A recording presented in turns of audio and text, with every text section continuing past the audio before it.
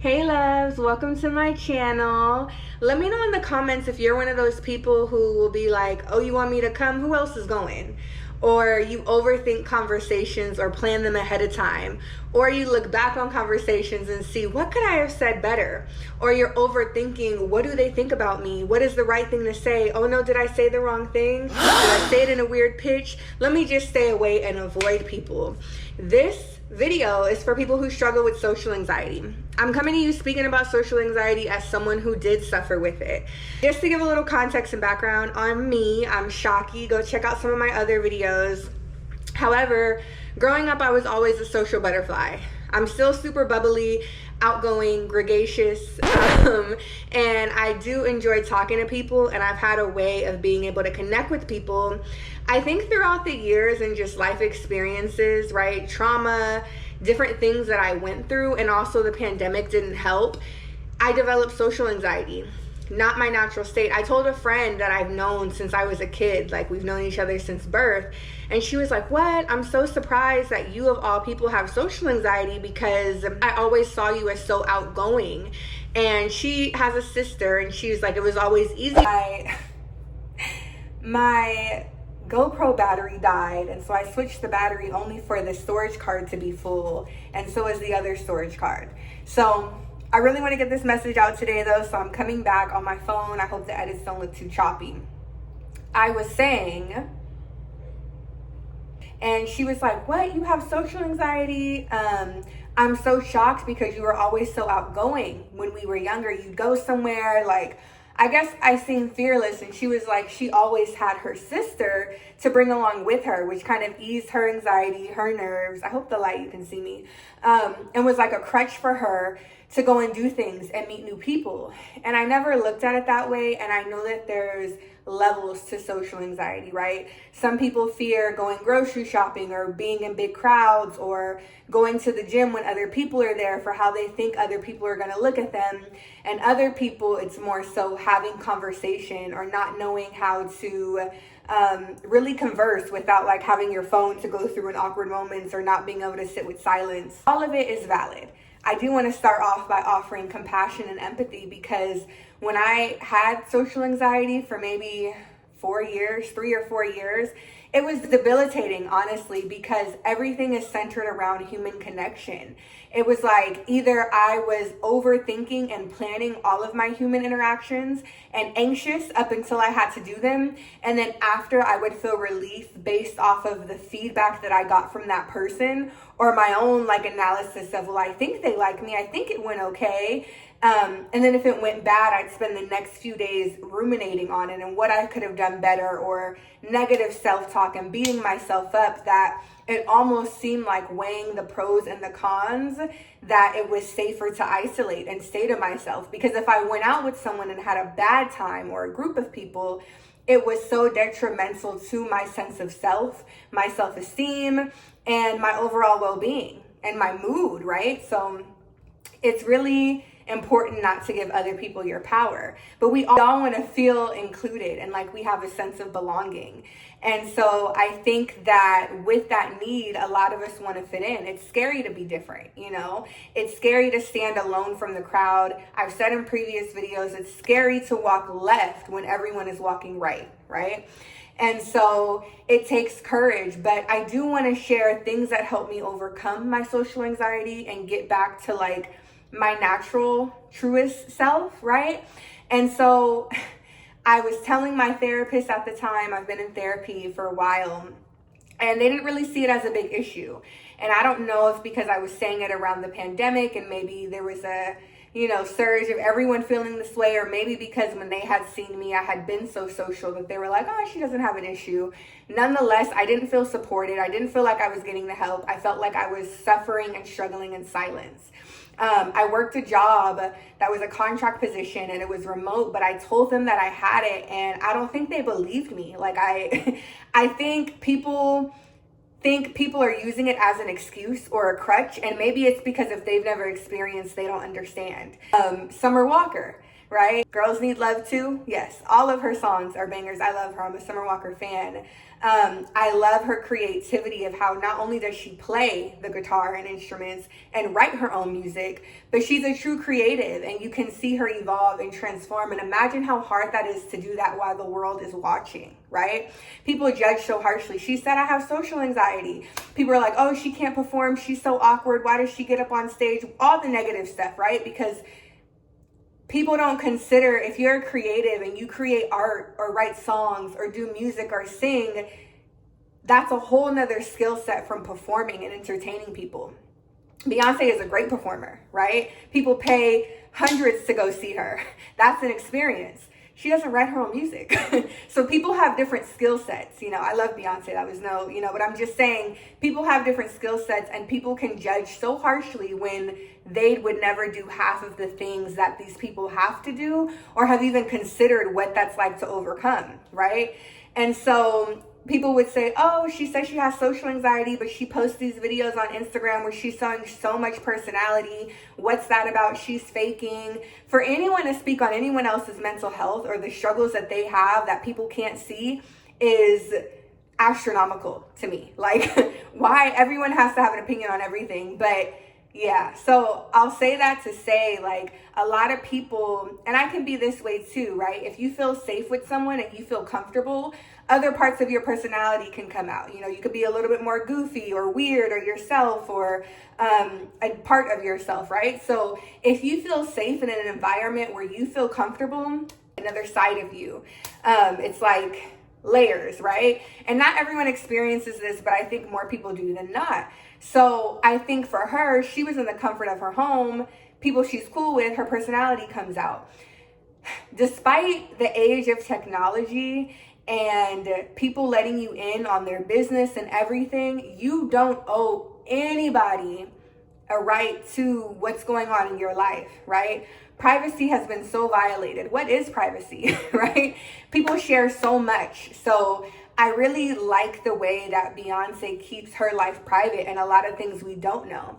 People get upset when they want to know more and they can't, whether they think you're gatekeeping your personality, right? Which you have a right to do. Not everyone deserves to experience you in your fullest or your lows and your highs.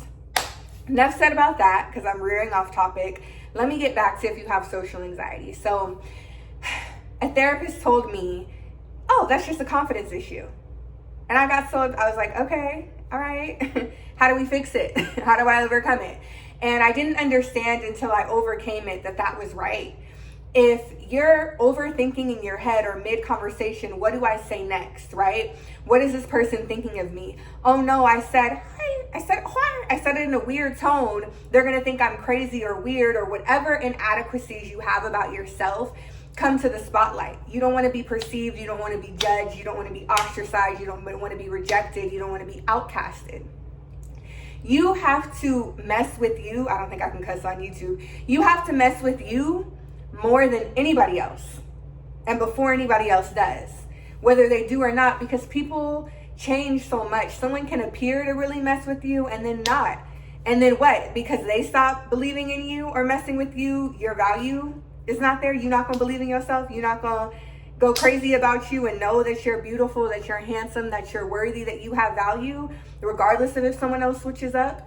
You have to be confident to know that it doesn't matter what other people think, that you are enough the way that you are. And as I say this, give yourself grace, because the world we live in, media, society, does not promote self-love.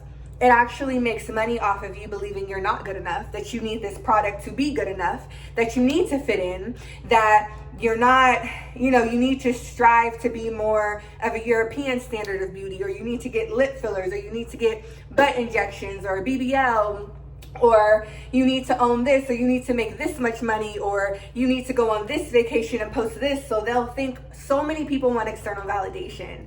You gotta mess with you and know your worth innately, not for your accomplishments, not for what you can do for somebody, but for who you are. And so ways that I built that, because it was a struggle. I think first someone told me, when someone's talking, instead of thinking what you're going to say next while they're talking, if you struggle with this, really be in the present moment, listen to what they're saying, and naturally, organically respond. See what happens, right? That leaves more room for authentic connection. And it is fearful if you're really caring how you're being perceived, but know that say you do something, say you fart before you even get to respond.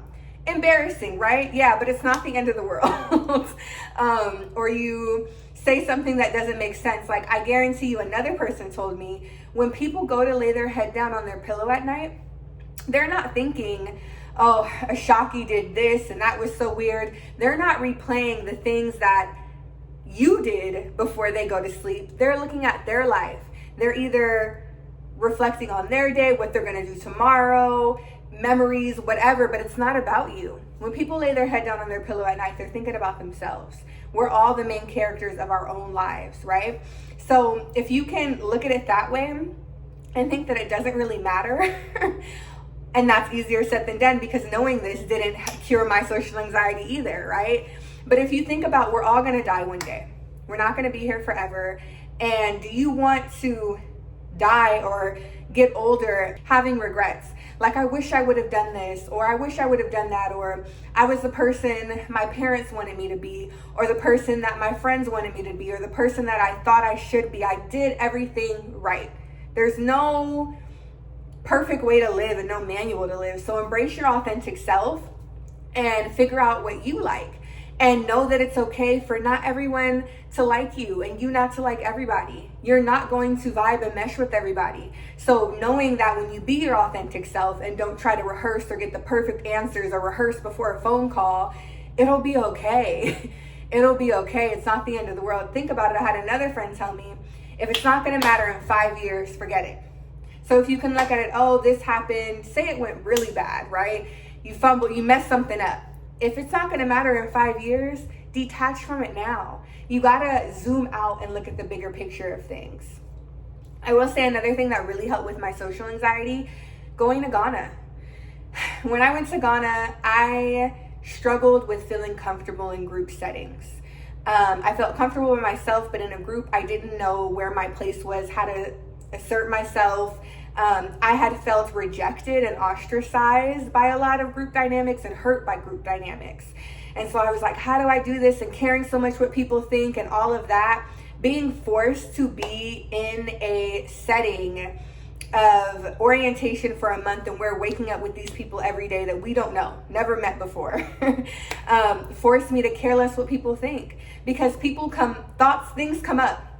It's not going to be perfect. It's going to be uncomfortable. The only way out is through, and you have to lean into that discomfort.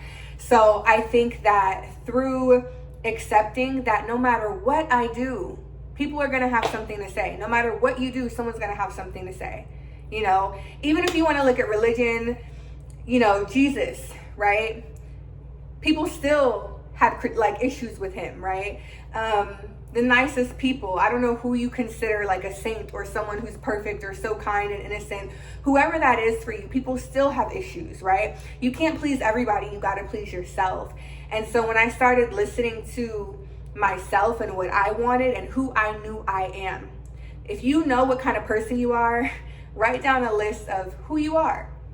Who do you know you are? What's fact? And who do you want to become? And you can actively work towards becoming that person. But when you know who you are, there's nothing that anyone else can say that will sway you or be unfamiliar, because you, as well as you have to know your strengths, you have to know your weaknesses too.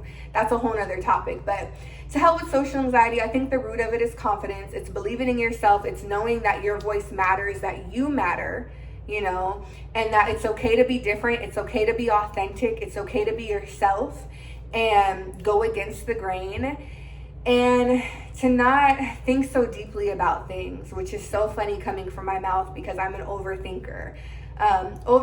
Very analytical, intellectual. I've spent a lot of time in my head throughout the years. And so I think the more that you can live in the present moment and practice mindfulness, right? That's where growth is. That's where enjoyment is, right? So yeah, try those things. I know that sometimes I used to garden.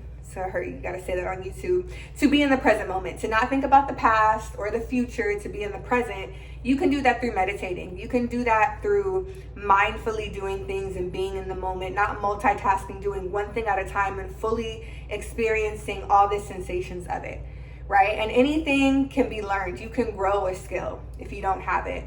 So I think building your confidence, let me know if you want me to make another video going into building your confidence, and really writing down and getting clear with who you want to become, who the person that you are today and who you want to become, and what does that version of the person you want to become, what does their life look like? Are they talking to people, socializing, going to events, right? It's okay to be an introvert versus an extrovert. There's no right way to do things. But whatever type of life that you want to live or person you want to be, get clear on it, because you can create the life you want to live. You can create the life of your dreams. The only person who's getting in the way of you doing that? You. So life is about choices. You can take your power back and feel empowered on what you can do. And if you don't know, seek those answers, seek out the sources. Drop down below in the comments any questions you have or things that come up for you with social anxiety that maybe I didn't touch on. I'd love to answer.